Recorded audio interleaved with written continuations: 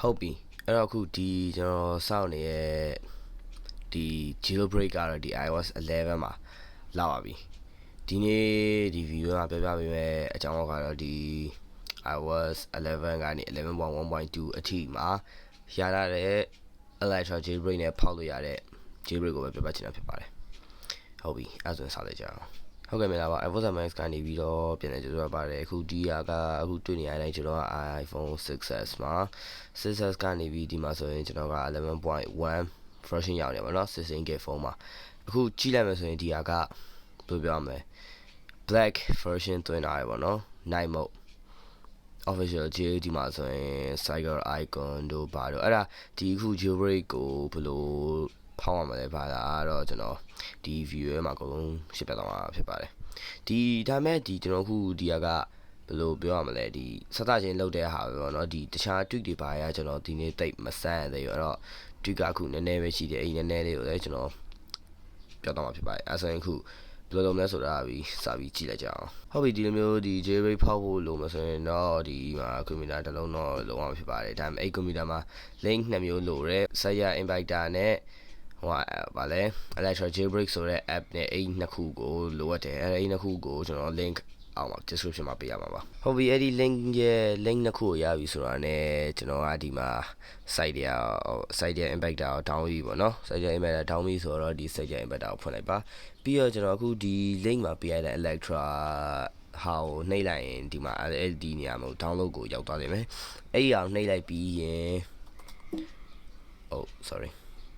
အဲ့ဒါကိုနှိပ်လိုက်ပြီးရင်ဒီ download ဆက်က Electra ဆိုတဲ့ file ကိုဒီ Cydia inverter နဲ့ဆွဲထည့်အောင်မယ်ဒါပေမဲ့ဆွဲထည့်ရင်ဒီမှာ lightning cord လိုတယ်ပေါ့နော်ဖုန်းကိုကွန်ပျူတာနဲ့ချိတ်ပေးရမယ်ဟုတ်ပါပြီအဲ့ဒါ Cydia inverter ကိုဒီမှာဖုန်းနဲ့ Mac နဲ့ချိတ်ပြီးတော့ပြီးဆိုရင်ဒီ Electra ကိုဒီရဲ့ထည့်ပေးလိုက်အောင်မယ်ပြီးရင်ဒီမှာ Apple ID ထည့်ပေးလိုက် Apple ID နဲ့ password ထည့်ပေးပြီးရင်ခဏကြာရင်ဒီ app home screen မှာ Electra ဆိုတာတက်လာမှာဖြစ်တယ်အဲ့ဆိုတက်လာပြီ Electra တက်လာပြီဆိုရင် Electra ကိုနှိပ်ပြီးတော့ဒီနေရာမှာ jailbreak ဆိုတဲ့ဟာရှိတယ်အဲ့ jailbreak ဆိုတဲ့ဟာလေးကိုနှိပ်လိုက်ပေါ့နော်အခုကျွန်တော်ကလုပ်ပြီးဆို already jailbreak ကိုလည်းပေါ်လိမ့်မယ်ပြီးတော့တခုပေါ်လိမ့်မယ်အဲ့တခုပေါ်လာရင် okay ပဲဆက်နှိပ်လိုက် or ပြီးရင်နှစ်3ပြီးရင် respring ပြန်ကြာသွားလိမ့်မယ်ဖုန်းကပြီးရင် home screen မှာ Cydia ရောက်နေလိမ့်မယ်အဲ့ဆိုရင်တော့ရပါပါပြီဟုတ်ကဲ့ပါအဲ့လိုမျိုး Cydia ရပြီဆိုရင်တော့ဒီ search နေရာမှာကိုကြိုက်တဲ့ tweet ကိုရှာပြီးတော့ဘယ်လိုပြောမလဲနှိပ်ပြီးရင်ဒီမှာ install မှာနှိပ်ပြီးရင်ဒီ Cydia အဲ့ဒါကတော့တုံးကြပါပါအခြေခံဒီကတော့နောက်တိုင်း tweet ဟိုဘယ်လိုပြောမလဲအသစ်တွေပါရတော့ကျွန်တော်နောက်ထပ် video တွေမှာထပ်ပြောပါမှာမယ်ဒါပေမဲ့အခုဒီ jailbreak လုပ်ပြီးဆိုရင်တော့ဒီ repo လေးကိုအဲ့ဒါပေါ့နော်ဒီဘယ်လိုအပ်လဲဆိုတာဒီ edit ကိုနှိပ်လိုက်ပြီးရင် add ကိုနှိပ်ပြီးရင်ဒီနေရာမှာ repo.gclouds.info ဆိုတာလေးကိုရိုက်ပြီးတော့ add source နှိပ်လိုက်အောင်မယ်အဲ့ဆိုရင်ဒီနေရာမှာဒီလိုလေးတက်လာလိမ့်မယ်အဲ့ဒီနေရာမှာ package ကိုဝင်ရှာပဲဖြစ်ဖြစ်ဒီ search ကနေဝင်ရှာရပဲဖြစ်ဖြစ်အဲ့တော့မှဘယ်လိုပြောမလဲအများကြီးပို့တက်လာရပါတော့နောက်ပိုင်းဒီ source တွေနဲ့ tweak အသစ်တွေကျွန်တော်ရှာတွေ့ရင်တော့ကျွန်တော်ဒီဟိုမှာ page မှာ update တွေအသစ်ထပ်တင်မျိုးပေါ့ဒါပေမဲ့ဒီ iOS 11ကမနေ့တနေ့မှာ jailbreak ဖောက်လို့ရတာမို့လို့တအားကြီးတော့ jailbreak tweak တွေရှိအောင်မဟုတ်ဒါပေမဲ့ကျွန်တော်ကြိုက်ဆုံးအခုဒီတွင်းလာတဲ့ဟာကတော့ cycle icon ဆိုတာကဒီမှာဒီနည်းနည်းလေးတော့ကျွန်တော်မှာ glitch ဖြစ်တယ်ဒါပေမဲ့သူများမှာ glitch မဖြစ်ဘူးဒီ iCloud ဝင်လာရင်ဒီ profile picture ကဒီအပြင်မှာတိတိလေးဖြစ်သွားတယ်ပြီးတော့ဒီနေရာမှာအောက်က device တွေရဲ့နေရာမှာလည်းနည်းနည်းလွယ်သွားရပါတော့ပြီးတော့ဒီနေရာလေးတွေကကြောက်ဘယ်ပြောမလဲဝိုင်းသွားတယ်ပေါ့နော်ကောင်းတာပေါ့ပြီးတော့နောက်တစ်ခုက Eclipse 10ဆိုတဲ့ဟာ Eclipse တရားက preview ပဲရှိသေးတယ်အဲ့ခုနကပြလာတဲ့ gclouds info ထဲကနေပြီးတော့သွင်းလို့ရအောင်ပေါ့နော်အဲ့တော့အခုဒီမှာ enable လုပ်ပြီးတော့ဒီ restart springboard လုပ်ပေးလိုက်တဲ့ပြန်တက်လာရင်ဒီလိုမျိုး setting နဲ့တို့ messages တွေတို့ဝင်ကြည့်ရင်အဲ့လိုမျိုး main နေမှာဖြစ်ပါတယ် music player တော့မှ main ဒါပေမဲ့ဒီတချို့ဘယ်လိုပြောမလဲ preview ဆိုတော့တအားကြည့်လို့မကောင်းသေးဘူးပေါ့နော်ဒါပေမဲ့ကြည့်လို့အကောင်းဆုံးကတော့ဒီ message app တို့ settings app တို့ပြီးတော့ phone app တို့တော့ကြည့်လို့ကောင်းပါတယ်ဒီဘယ်လိုပြောရမလဲ back space button တော့ပြောင်းနေပါတော့တခြားကြည့်ရင်တော့မမြင်အောင်ဒီ